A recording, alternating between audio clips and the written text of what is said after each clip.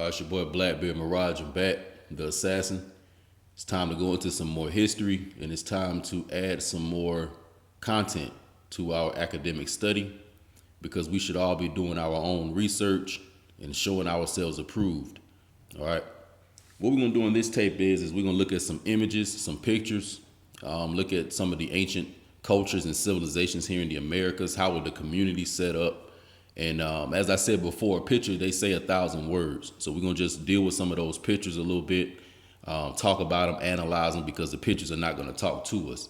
So when we're dealing with a lot of these pictures that I put up in the thumbnail, the pictures that I may show throughout the video, we should be adding what we have studied and learned and what we know to what we see going on inside of the picture. So just by you reading books, you know what I'm saying, you also should be looking at these pictures at the same time. Most of the time, the reason why I get this history very, very good is because when I'm reading my books, when I'm listening to other tapes and videos, I have these same pictures that you all see in my thumbnail. They're literally up in the background on my computer as I'm reading the stuff. So as I'm reading about a certain war, I'll have a picture that I'm looking at that'll make it make sense and it'll make it come to life. You know what I'm saying? So I have a real third dimensional, fourth dimensional attribute to my studies. You know, so it's not like I'm just in this two-dimensional realm looking at white and black letters on, you know, on paper or on a PDF file on a book. You got to make the history come to life. You know what I'm saying? Because other than that, you're not going to really see yourself in it. It's just going to seem like something outside of yourself. And also, too, it'll seem like something you've been reading in school. Because I guarantee also a lot of the subjects and things we've talked about here in the Midnight Mirage, you may have heard about them in school, but the way I deliver it and express it here, it makes it easier to understand, all right? Because you've talked about probably the Civil War and the Revolutionary War in school, but I guarantee you've learned more from my tapes dealing with the Civil War and the American Revolutionary War than you probably had your whole elementary, middle, and high school and your collegiate career. And how do I know this is true? Because Blackbeard has a bachelor's in accounting and he has a minor degree in fraud examination or forensic accounting. So I have at least, you know, academic experience up until the undergrad program, you know.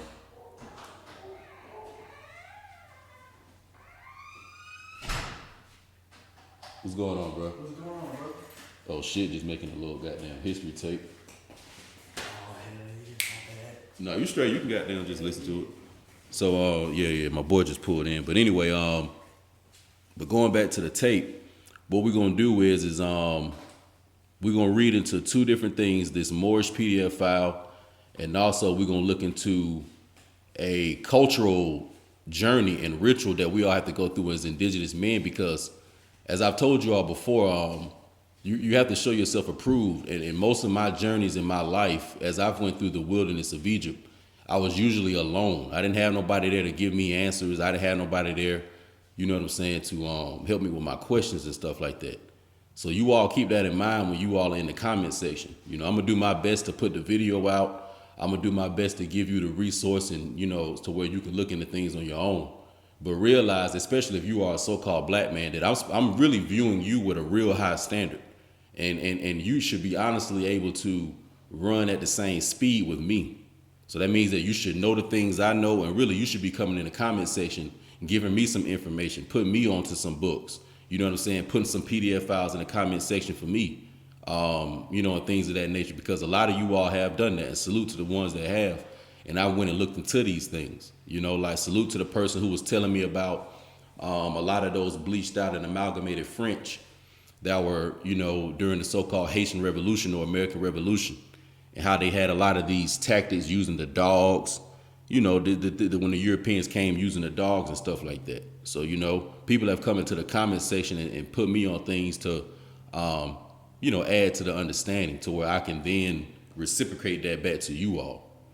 So that's how this thing should be. It should be, you know, a give and get type of thing. It can't just be me putting the tape out. I got to see in the comment section that y'all really are getting this shit. And the way that I know y'all are getting it is because you coming back and putting me onto new things from your own personal research, because you're going to see things that I'm not going to come across. All right. So just remember that as a so-called black man, like, you know, I'm not you niggas leader. This ain't no cult. You know what I'm saying? And none of that type of shit. Y'all, we really are all one army. You know what I'm saying? The niggas should be to the left and to the right. all going towards the enemy. You know what I'm saying? All going towards the adversary at one time. You know, and we all have to show ourselves approved. And this was always in our ancient cultures. And some of the men made it and some of them didn't. So a lot of these terms of people saying, well, oh, I'm an alpha male, or oh, I'm a leader, or oh, I'm an emperor, or oh, I'm a king. A lot of us want to realize, like, yeah, we all come from noble bloodlines and royal bloodlines, but some of us didn't have the ability to actually be the emperor or the empress. Some of us didn't have the capabilities, and we weren't voted in by the other nobles of the court. So that's how it was in the ancient world. Like, you weren't just appointed as no fucking king just because you thought you was a king. It didn't work like that. Like, you had to go through a ritual, and you had to go through a process of proving yourself to the people that you was worth that shit. So right now we're about to read into one of these examples in history, and it's, you know, this rite of passage, because that's really what it is. It's a Moorish rite of passage. You know what I'm saying? When you become a man, you have to go through certain things. You know, you have to go through certain tests.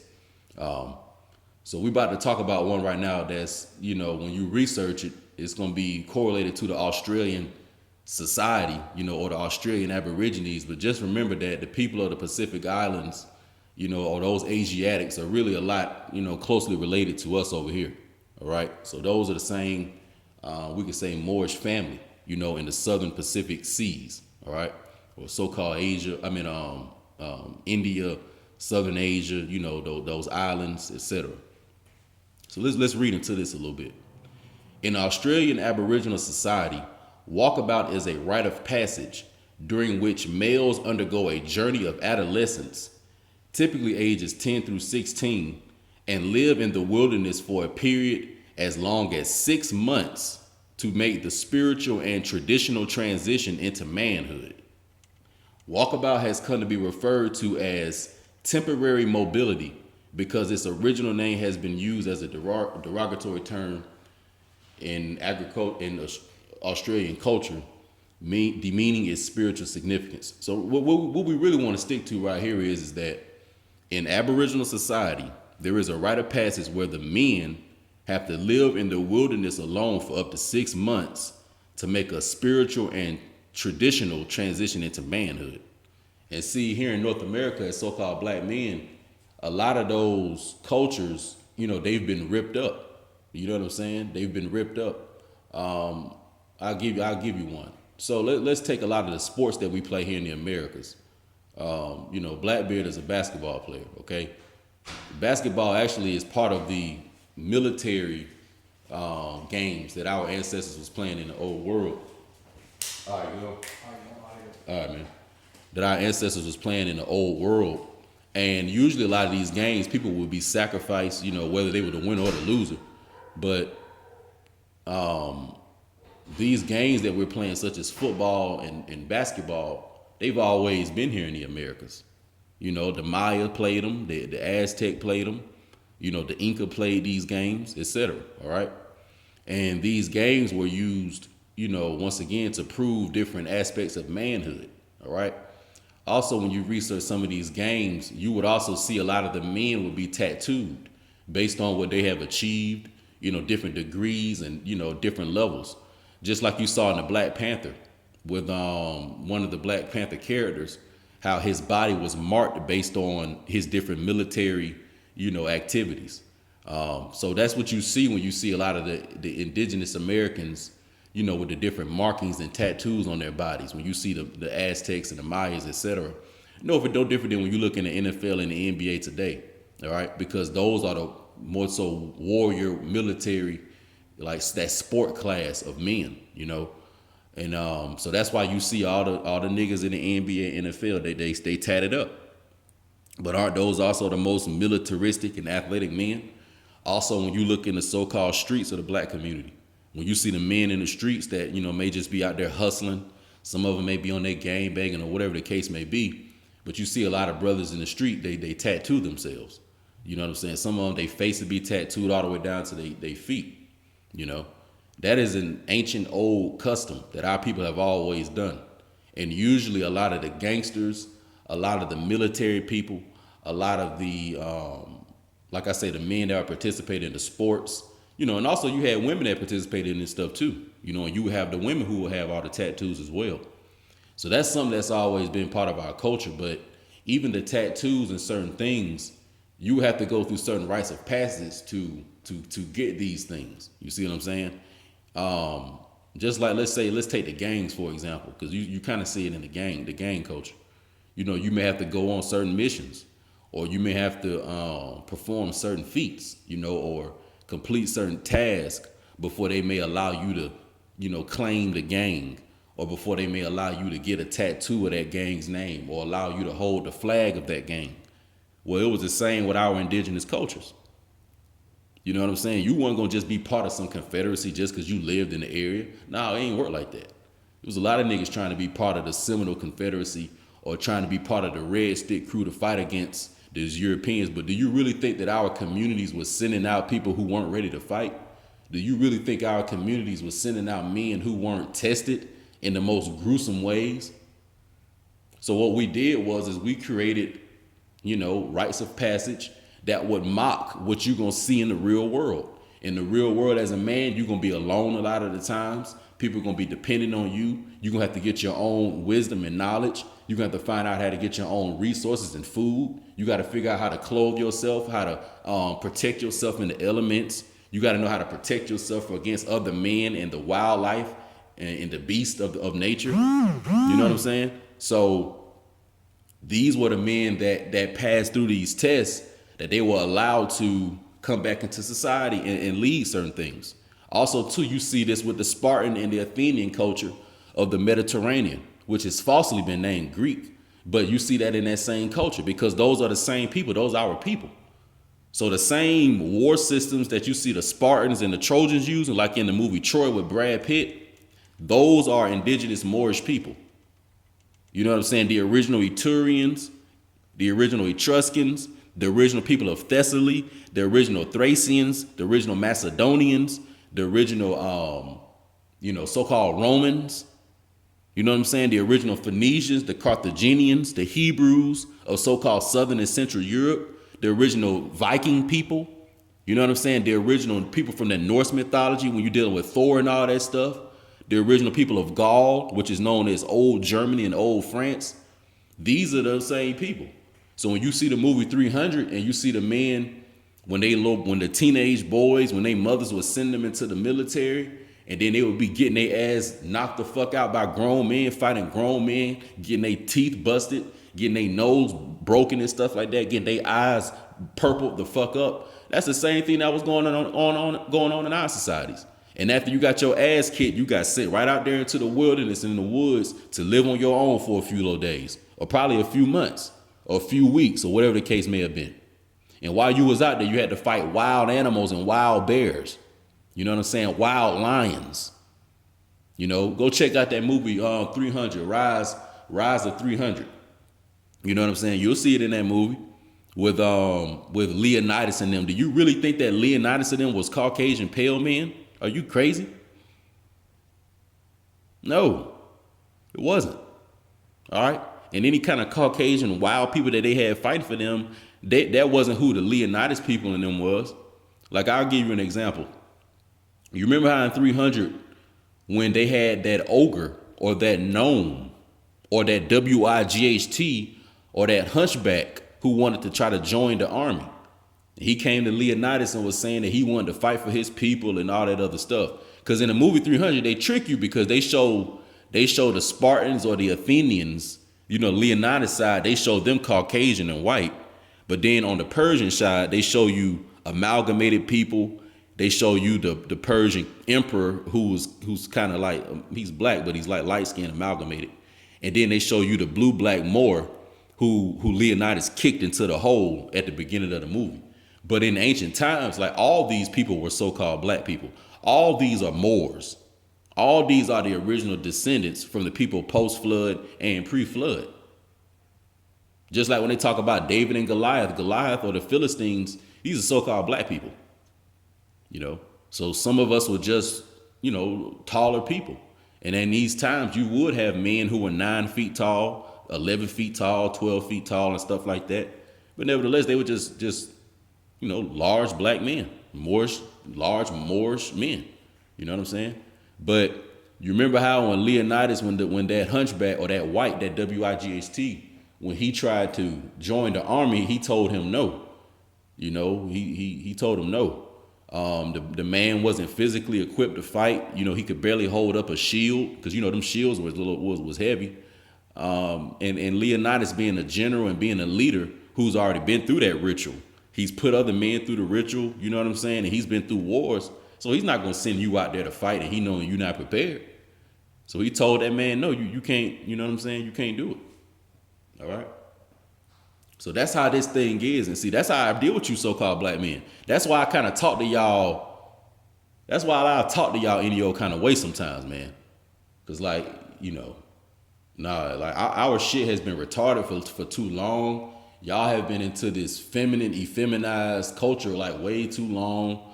You know, a lot of y'all done been around just like women only and these single women and that type of shit like for way too long. And y'all gotta realize, man, there's still niggas out here who still grew up in that culture of being around that masculine power. You know, because I know I did. You know what I'm saying? Like when I was a baby, my childhood, my toddler years, and probably like my early teens, you know, my father was around to give me the guidance and stuff like that. But once I hit like my mid-teens, it was almost like he pulled back and was like, you got to figure this shit out on your own now. So I really been in the wilderness on my own trying to really figure this shit out. You know, it kind of started at 10, but it officially happened at 15. You know what I'm saying? And I'm about to be 30 years old, you know, next month in June. You know what I'm saying? So basically, I've been 15 years in the game of being in the wilderness. You know, some of y'all probably know, you know, my age. I'm a young guy. You know, I'm only 29 years old. But I can honestly say, man, I've been like 15 years in this shit on the wilderness, being on my own, going through my walkabout. So this is why I'm coming to you all now at this age, and I seem as such a developed man. It's a reason why I done fought against the predator. I've become the predator. I am the upgrade predator. You know what I'm saying? That's what I am. I'm the upgrade predator from that movie Predator that came out last year. If you saw that movie, that's me. Seriously. I done been in the wilderness so long, my whole skin has changed. Because that's also another archetype and symbolism of the tattoo. It represents that exoskeleton that comes out just like you saw the predator have. So I'm on some whole other shit, man, with this. So, you know, like they say, man, if you can't swim in the deep end, don't jump in this shit. And I'm telling you right now, I'm in the deep end. I'm in the Mariana Trench. I'm not in no shallow water. You know what I'm saying? So just know that, man. Like I'm not the type of nigga that y'all may think I am. I'm not some prophet. I'm not some guru. I don't view this shit like that. I'm just a nigga trying to figure some shit out. And I just been nice enough to, you know, share it. You know what I'm saying? Because honestly, a lot of this, what you all may perceive as teaching, a lot of this is very, very natural. Okay, I grew up in a household where this is what was going on. My father always talked about this type of stuff, all just running off at the mouth, going off at history. This is what his casual conversations was about. You know, my mother is a psychologist and a behavior analysis, and she was a teacher when I was younger. So I was always around an educated environment. So, I mean, you can ask people in my personal life, like everybody who's around me, they get tapes all the time. Y'all have to come on here and may get a little 40-minute, 50-minute tape. But anybody that's around me in my physical life, they getting tapes all the time, you know, because I'm always just talking. You know what I'm saying? So understand, man, that all this comes from you going through that spiritual and traditional transition into manhood. The spiritual comes from you going into that wilderness, you being on your own and being able to trust your soul and spirit, your connection to nature, your connection to the animals, your connection to the plants, and then your connection with the great spirit, or what we call God, or what we call the Most High. And then you connect all that while you're in the wilderness, okay? And then you have to learn your culture, and you have to learn the traditions that your people are really trying to instill in you. Because before the Athenians and the Spartans sent you out into the wilderness, they gave you the principles of the culture. You know what I'm saying? And they showed you really what you are destined to become. So now when you out there in the wilderness and you being challenged and tested with certain shit in the deserts of Egypt, what do you think that whole Exodus story was of the Israelites? That wasn't nothing but a big fast. They had to fast off all that bullshit they was eating in Egypt. They had to fast off of all that gay ass idol worship that they had going on in Egypt and all that other dumbass shit that they was doing. You know what I'm saying? It was a form of a fast. Okay? So don't think that being on a fast or Ramadan is always just not eating solid foods until sundown. You're going to have to fast from your thoughts. You have to fast from certain reactions that you may have to certain things. You have to learn how to fast a lot of different shit, man. And see, this shit is so powerful to where when I come across you so-called black men, I can tell who done been through the walkabout, and I can tell who hasn't. I can tell based on your questions. I can tell based on all that shit. So I know I'm going kind of hard right now. You know what I'm saying? And I ain't trying to be mean, but I'm just keeping it real. Because, you know, if I am gonna be making these tapes for y'all or writing these books or whatever it is that I'm doing, then hell, I gotta do my best to prepare niggas for what's really going on. Because I could just talk to people in my personal life, so I don't have to make the tapes, but I am deciding to do it. So since I'm gonna do it, then you niggas gonna have to get right. You really gonna have to be right. You gonna have to be on a real mafia, military type of mode when you dealing with me. And you may think that it's just some comment section shit on some YouTube, but I'm dead serious. This is on some real life shit. I'm not capping. I'm not fucking playing or none of that shit. Or none of that. Because if you niggas were to see me in real life, you would feel that energy and you would feel intimidated if you weren't on this shit in real life. And I wouldn't even like you. I wouldn't even dap you up. I wouldn't even stand around you. So we gotta understand how, okay, Blackbeard really is just giving me the instruction book and the manual from when he was in the wilderness, from when he was doing his walkabout, from when he was in the deserts of Egypt.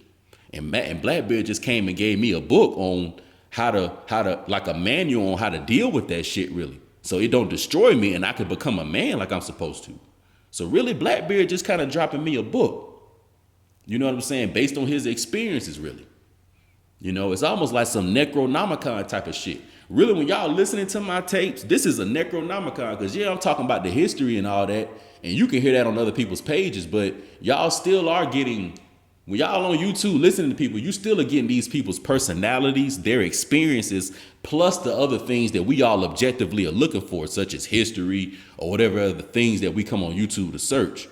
So just do remember, man, like, this still is a form of my Necronomicon. Blackbeard is a dark underworld type of nigga. Blackbeard is the black sheep. Blackbeard is the black cat. I am the proverbial black cat. I'm the human form of the black cat.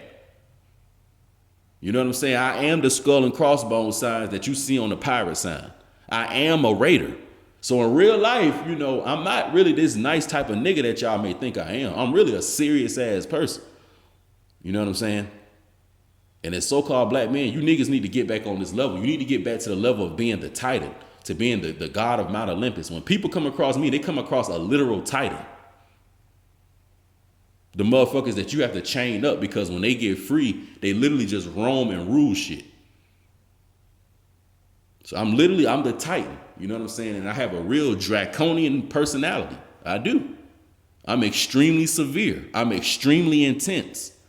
You know what I'm saying? That's a lot of that Scorpio and that Pluto energy that's coming through my personality that y'all feel. But that's really how I am, man.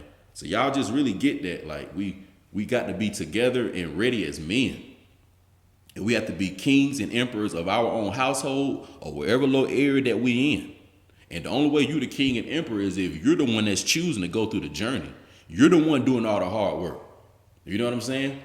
And also too, you're not really going and asking niggas too many questions. Like when I was going through this study, I ain't do this shit. I ain't asking niggas questions like that. I'll never forget when I was younger, I used to hear my dad use the word Moors a lot, right?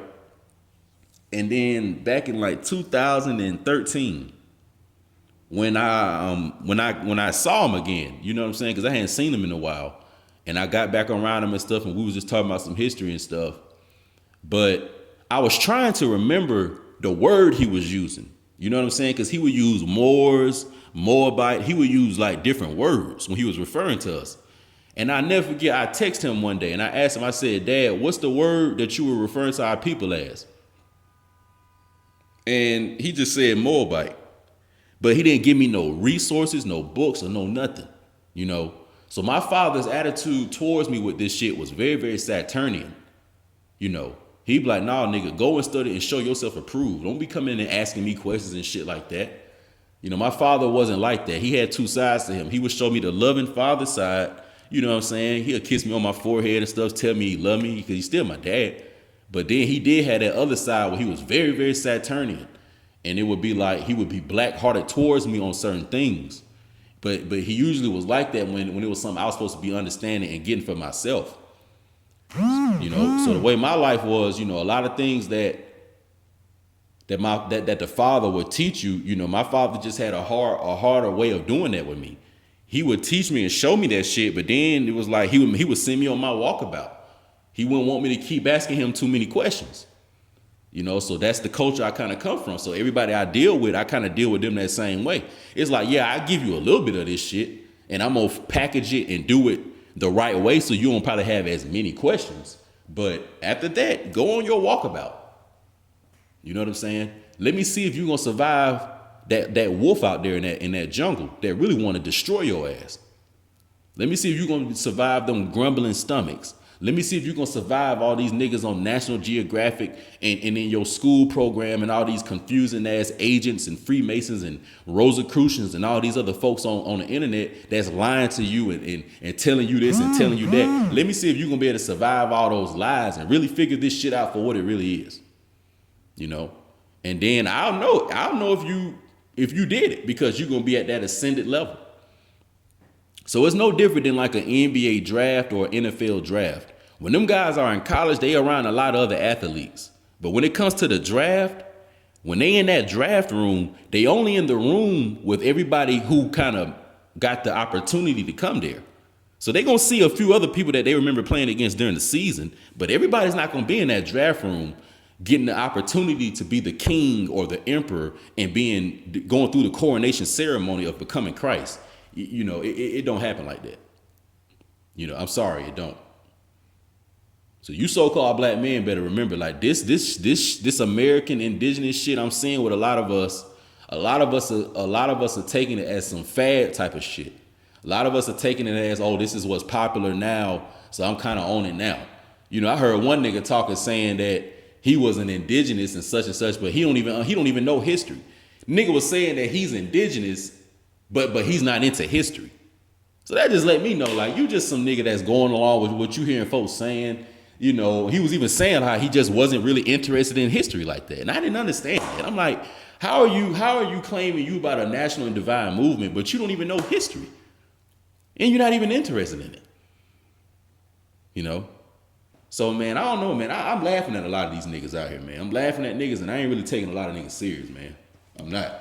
I'm only looking for real warriors to be around me, real emperors, real barbarian, Tartarian, Muskogee warriors. You know what I'm saying? Real red sticks. I only want them niggas around me. The ones that scalping niggas' heads. Niggas holding the scimitars. I only want them niggas around me. I don't want that weak shit around me.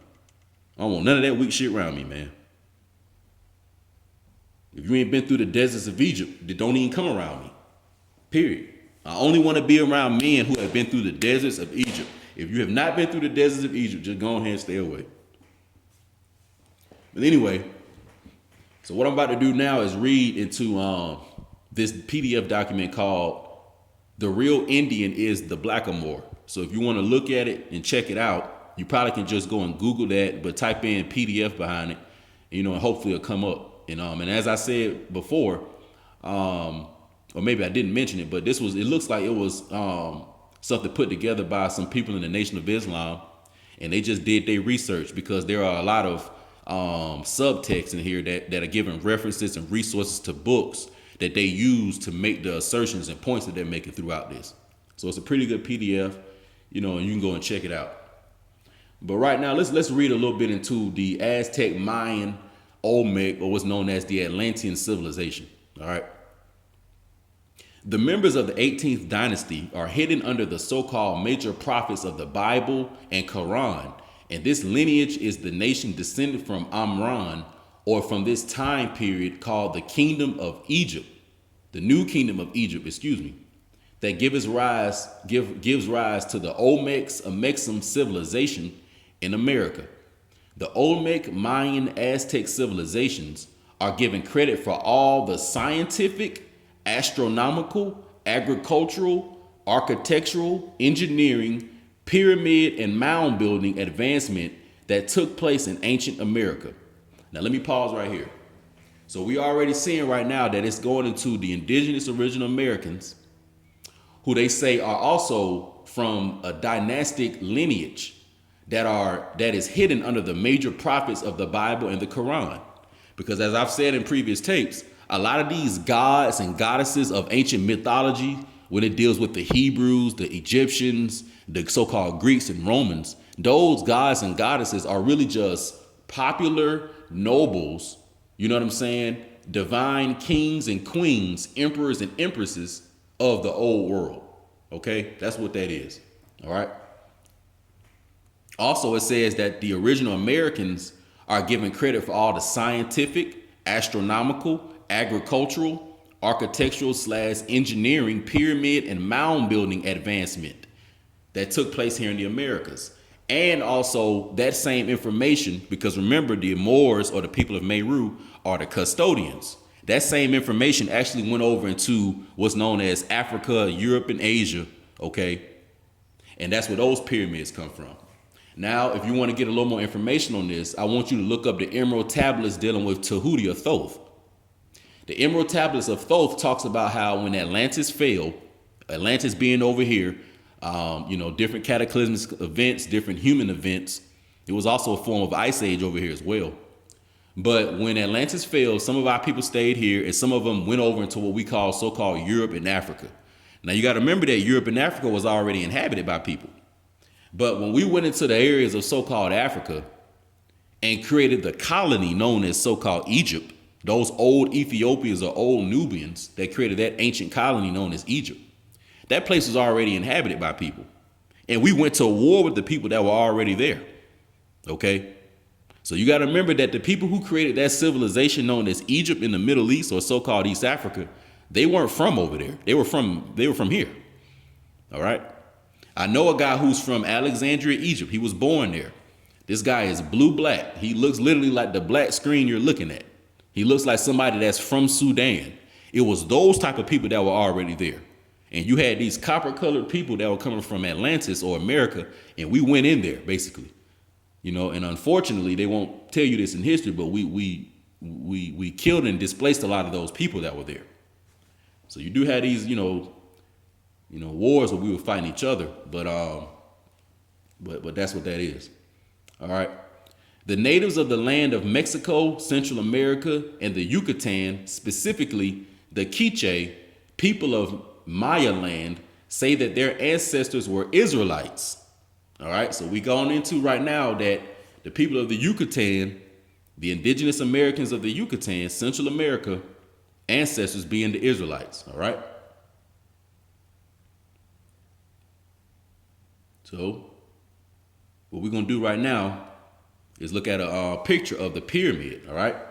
So we have Temple of Inscriptions at Palenque, Mexico, houses the only Egyptian or Temerian style pyramid tomb in the Western Hemisphere. And they're saying that this is a tomb dealing with Moses. We're about to get a look at it real quick.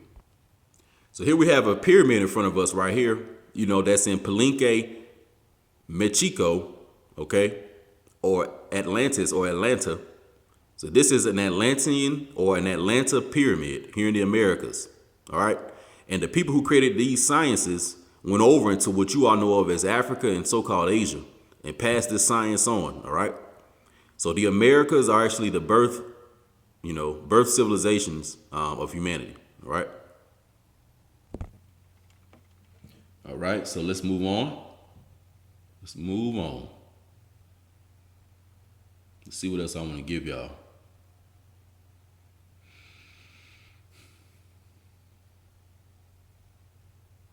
We're going to look at another picture real quick right here. So here we have another pyramid complex in the Americas, all right? So our people's civilizations were, around these pyramid complexes. And also realize, too, that a lot of them have been deformed, But here's just another picture of it. I want y'all to get that. All right, so we're about to wrap this up and go into the next phase of the tape. But just so you all can check this out, once again, if y'all want to Google and try to find this PDF, it's called The Real Indian is the Negro, aka the Blackamoor. The real Indian is the Negro, aka the Blackamoor. All right. And as I said before, this looked like it was written and sent to all students in the ministry of Islam in the wilderness of North America by Elijah Muhammad, servant of Allah, dated back 4/2/1936 and 1/18/1963. All right. So as I said before, see, the Nation of Islam, the Mystic Order, so-called Moorish Science Temple, these are all indigenous movements that are really just the modern day version of the seminal secret societies that were around during the Yamasee Wars, the Creek Wars, etc. All right. So that's where this information comes from. And that's why the Nation of Islam knew this. You know what I'm saying? The 5%ers and stuff like that. All the brothers up in New York in them different groups. All right. These are really all one group. So don't separate these groups. You know, the Hebrew Israelites that y'all see on the streets, although a lot of them are confused, but nevertheless, they are even part of this whole thing. All right. So now we're going to get ready to go to our pictures. So right now we have some pictures, and we're going to look at how some of ancient America looked prior to the arrival of the Europeans, and also look at what the Europeans found when they came here. So this is how some of the homes were set up, okay? This is a civilization that could have been in North America, you know, in the Midwest, the Far East, the Southeast. You know what I'm saying? This is how the homes look. So as you can notice, all the homes were actually sitting on top of mounds. This would be called a neighborhood. So you know how they have neighborhoods today? You know what I'm saying? And you can be like, man, I'm about to go to my partner, you know what I'm saying? Like, you know, Tom's house, you know, or Tom ain't no black name, but shit, my nigga Man. I'm about to go to my nigga Man house. So shit, you may have stayed in one of these, you know, homes, and then Man may have stayed across the lake. You know what I'm saying? And you go and kick it with Man, and he over there blowing all the gas and stuff like that. You know, and y'all just big, you know, big chilling. This is how some of the homes look here in the Americas. So once again, our people were not in teepees. We had real civilizations. We were not in teepees. We were not a nomad people. So when they talk about the Hebrews being shepherd herders and always traveling and not having a civilization on their own, they're not talking about us. They may be talking about those bleached out 13 tribe WIGHT creatures, those Khazarians that were converted in like the 700s AD. But they're not talking about indigenous Hebrews. So you remember, you got indigenous Paleo-Hebrew culture, and then you have that Yiddish modern Germanic Hebrew culture. All right, and we're not part of that new thing. We're the old one. So, you know, here, some nice homes. You can see these some nice homes. They had fireplaces. You see the smoke coming out. So we had modern civilization. And do you think that people that had this type of technology and civilization always walked around wearing grass skirts? You don't think that they had coats, hats, shoes, jackets, pants? Like, you don't think that they had that type of stuff? Here is another picture. So as you can see right here, you see the same style kind of mound that the houses were built on top of, but here is a war situation. Now, if you look clearly in this picture, I want you to see right here. This is a Moorish original Albion, you know what I'm saying? Or original so-called Black British. Okay, now you see the original Black British right here. Now, mind you, now look at, you see his dreads. You see he got the beard. You see it's copper colored. You see this one over here. So-called black men, right? These are the original British that I'm talking about. These are the British that we were hooking up with and had contracts and in land treaties and stuff like that. But you see these pale people that they fighting against? All right. Salute to my boy Asir the Duke of Tears, who's really the godfather of a lot of this shit, because he's much older than all of us. He's damn sure much older than me. He probably could be my father. But anyway, these people are those castrados that he talked about. Okay, or at least these are the descendants of them. The castrados, you know, the so-called New World Order, the so-called new illuminated ones who were raised up and financed by those Venetians and a lot of those other bleached out royal families of old Europa. You know, the other bleached out families of old Phoenicia. You know, those bleached out Iberians and stuff like that. These are who these people are. But you see that the British are like, nah. Y'all finna keep y'all's ass on this plantation. Y'all not finna go off and create no United States. So that's what was going on. And you see how they came in, and a lot of the houses and the mounds are kind of fucked up because of the war. So when you see that the British, you know what I'm saying, were clicked up with some of the Americans, think about the black British. And then you may have had some black British that didn't necessarily fuck with us like that. So we went to war with them. All right. So we just want to see the so-called races and then the faces behind this. See this, look at this pale group of Germanic WIGHT people right here, these creatures. Look how scared they look. Look at him holding his hands up on the ground. Scared of the Moors. So these are the British Moors from the old kingdom of, these are the Union Jack. So when they say that the Union Jack flag was flying, it was these people that we was in league with. All right. Now here's a picture going to the Yamasee War. All right. Now this is a blown up version of the picture, but I want you to see real quick all these people. Now when they say the Yamasee was just a confederacy name, but it was made up of probably 100 or 200 tribes that all had different names, probably religions and languages. But as you can see, all these Yamasee, or really Americans, clicked up together fighting against, you know what I'm saying, the bleached out dirty British that came in.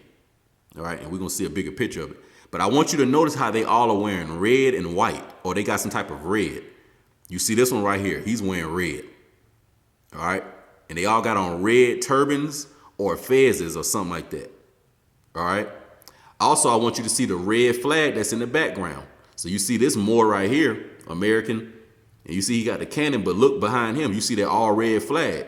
That's the all red flag that was flying, okay, at Fort Negro in 1816.